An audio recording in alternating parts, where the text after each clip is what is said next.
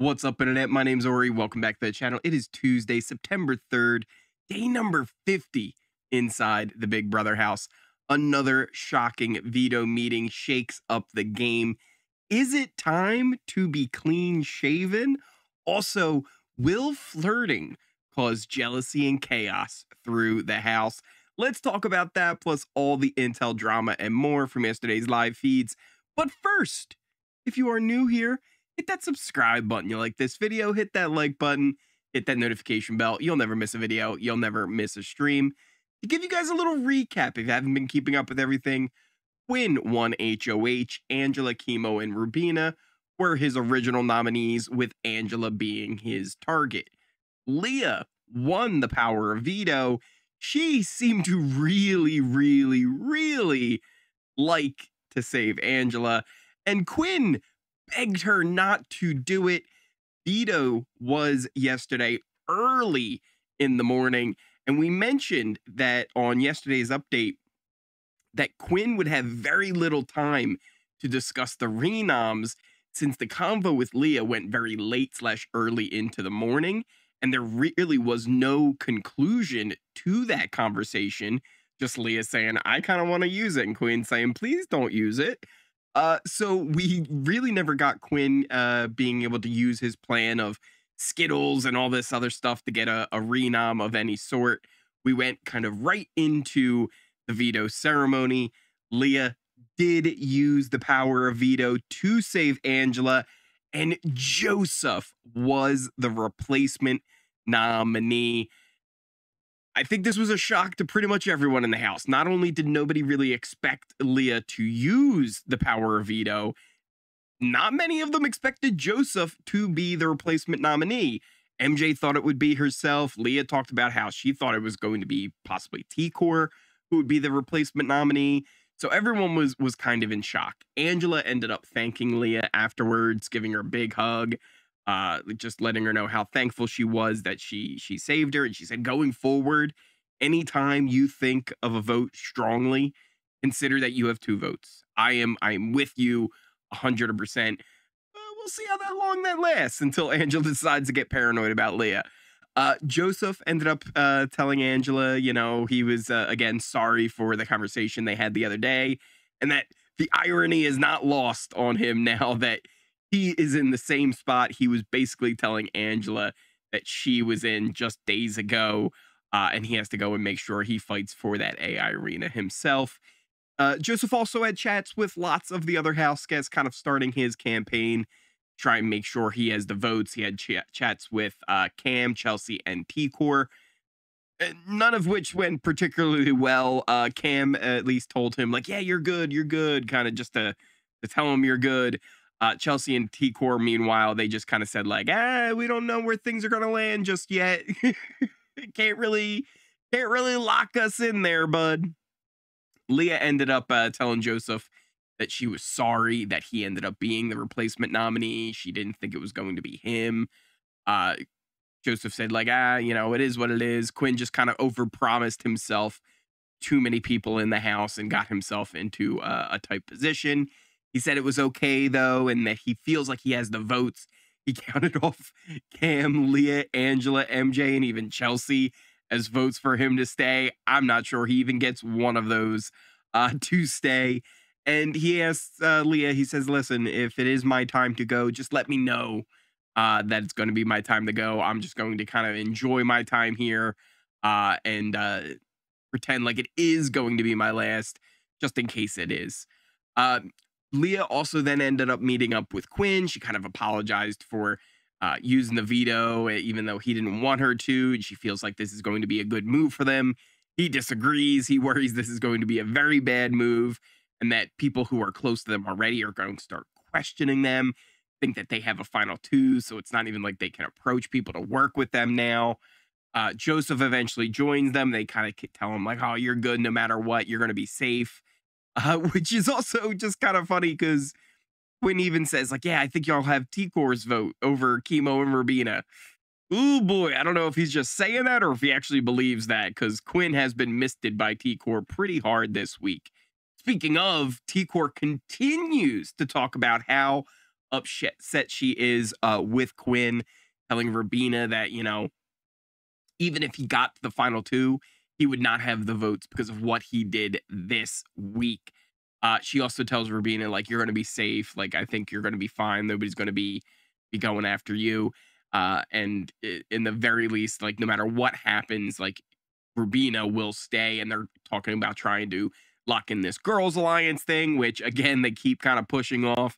This has become the new thing that they keep talking about, that they're going to do, and they're going to have the conversations. But then they're probably never going to have the actual conversations. Meanwhile, T-Core also is still getting very upset with Cam and MJ, kind of on Chelsea's behalf. To be fair, Chelsea seems like she's starting to feel down from it as well. There's definitely lots of tension. The latest in this little love triangle that we kind of have going on is MJ was laying her head on Cam's lap. He was kind of rubbing her shoulder. Chelsea actually got up and left the room during this.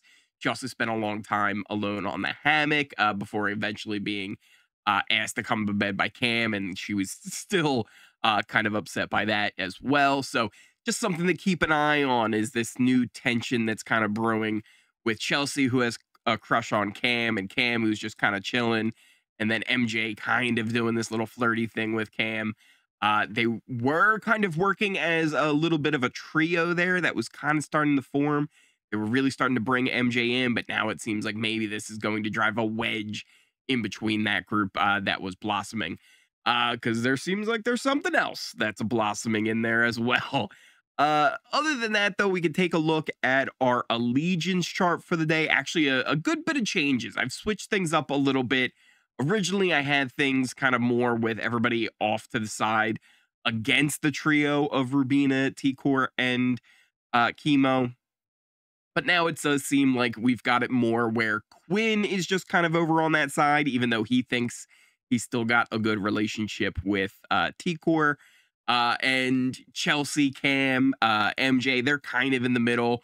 Leah leans over towards that side just because she has Quinn so much. And it also is kind of funny that this week, with the way everything's going down, they're ended up taking out Joseph, who would be very much on their side of the numbers in this big game.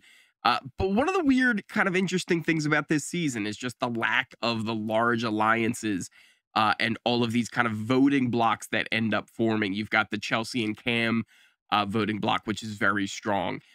You've got the T-Core, Rubina, and Chemo voting block, which now, if it does end up staying strong, is a very solid trio in this game that is going to be a threat moving forward, especially if they end up winning some of these HOHs.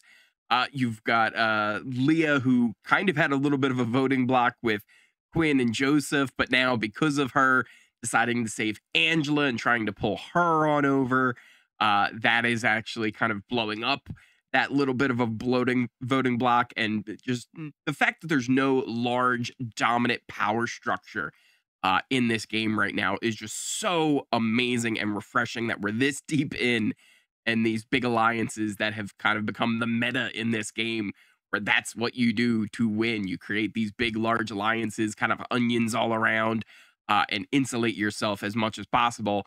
And we're not seeing that happen this season, and it's been kind of amazing to watch. Other than that, though, what do you guys think of everything going on in the game right now?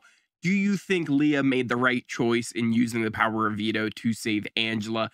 A lot of people are talking about how the only one who's upset with Angela staying in this game is Quinn.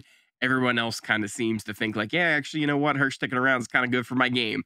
They're kind of doing what Quinn was afraid of, where he sees everyone just dragging her to the final two and taking her along.